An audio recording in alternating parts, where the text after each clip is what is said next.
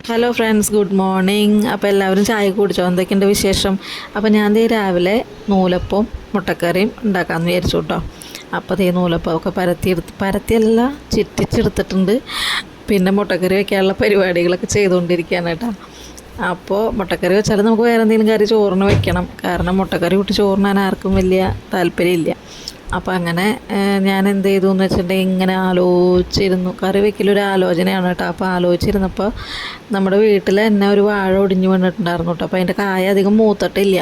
അപ്പോൾ ഞാൻ അതിൽ നിന്ന് കുറച്ച് കായ എടുത്ത് കുറച്ച് ചക്കക്കൂരും കൂടിയിട്ട് ഉപ്പേരി വയ്ക്കാമെന്ന് വിചാരിച്ചു കേട്ടോ. അപ്പോൾ അങ്ങനെ അത് രണ്ടും കൂടി അരിഞ്ഞെടുത്ത് ഉള്ളിയും മുളകൊക്കെ മൂപ്പിച്ച് ഞാൻ അതിലിട്ട് ഉപ്പേരിയാക്കി വെച്ചിട്ടുണ്ട്. ഇനി കുറച്ച് മോരിരിക്കുന്നുണ്ട്. അപ്പോൾ അത് ഇഞ്ചിയും ഉള്ളിയും പച്ചമുളകും വേപ്പിലൊക്കെ ഇട്ട് ചതച്ച് സംഭാരം പോലെ ആക്കി കഴിഞ്ഞാൽ പപ്പടം വറുത്ത ഉച്ചക്കലത്തെ കാര്യം കഴിഞ്ഞു കേട്ടോ. അങ്ങനെ കൊച്ചിന് ടിഫിനായിട്ട് അക്ഷരത്തിൻ്റെ ബിസ്ക്കറ്റൊക്കെ കൊടുത്തിട്ടുണ്ട്. അങ്ങനെ അവർ രണ്ടുപേരും ഓട്ടോറിക്ഷ കയറാൻ വേണ്ടി നേരത്തെ തല്ലിട്ടു കേട്ടോ. അതാണ് അവൻ ഓട്ടോ കയറാനായിട്ട് മടിയായിട്ട് നിൽക്കണേ. അത് കഴിഞ്ഞ് വന്ന് ഞാൻ കുറേ തുണികളൊക്കെ മടക്കി വെക്കാനുണ്ടായിരുന്നു.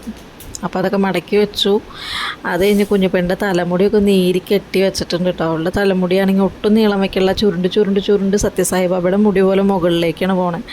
അപ്പോൾ ഞാനതൊന്ന് വലിച്ചീരിഞ്ഞ് എന്നും കെട്ടി വെക്കാമെന്ന് വിചാരിച്ചു. അങ്ങനെ കെട്ടി വെച്ചിട്ടുണ്ട് കേട്ടോ. ഇനി എനിക്ക് അലക്കിയിടണം. അപ്പോൾ അത്രയ്ക്കുള്ള എൻ്റെ വിശേഷങ്ങൾ. ഇനി നാളെ കാണാം കേട്ടോ.